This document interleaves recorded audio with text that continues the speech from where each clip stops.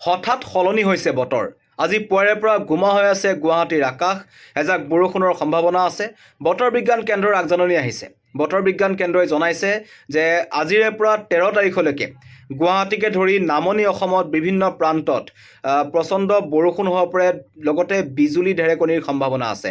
আৰু এই সম্ভাৱনা ব্যক্ত কৰিছে আঞ্চলিক বতৰ বিজ্ঞান কেন্দ্ৰৰ ফালৰ পৰা। আৰু ইতিমধ্যেই ৰঙিয়া, বঙাইগাঁও, এই অঞ্চলসমূহত নলবাৰী, বৰপেটা, এই অঞ্চলসমূহত প্ৰান্তে প্ৰান্তে বৰষুণ কিন্তু আৰম্ভ হৈ গৈছে। গতিকেলৈ বিহুৰ দিনকেইটাতো, বিহুৰ সময়ছোৱাতো বতৰ বেয়া হৈ থাকিব বুলি বতৰ বিজ্ঞান কেন্দ্ৰই জনাইছে। আৰু আজি পুৱাৰে পৰা মই ইতিমধ্যে কৈছোঁ যে এজাক বতাহ দেখিবলৈ পোৱা গৈছে। বিশেষকৈ নগাঁও, মৰিগাঁও আদি অঞ্চলতো পুৱাৰ ভাগত এজাক ধুমুহা আহিল। আৰু গুৱাহাটী মহানগৰীত আজি হেভি ৰেইনৰ আগজাননী আছে। লগতে পাৰ্শ্বৱৰ্তী যি কামৰূপ গ্ৰাম্যাঞ্চল আছে, গ্ৰাম্যাঞ্চলৰ অঞ্চলতো কিন্তু বৰষুণৰ সম্ভাৱনা দেখা দিছে। গতিকেলৈ বিহুত এইবাৰ বতৰ হয়তো বেয়া হৈ থাকিব, বতৰ বিজ্ঞান কেন্দ্ৰৰ আগজাননী। আৰু আজি এজাক প্ৰচণ্ড বৰষুণ হোৱাৰ সম্ভাৱনা আছে গুৱাহাটী মহানগৰীত।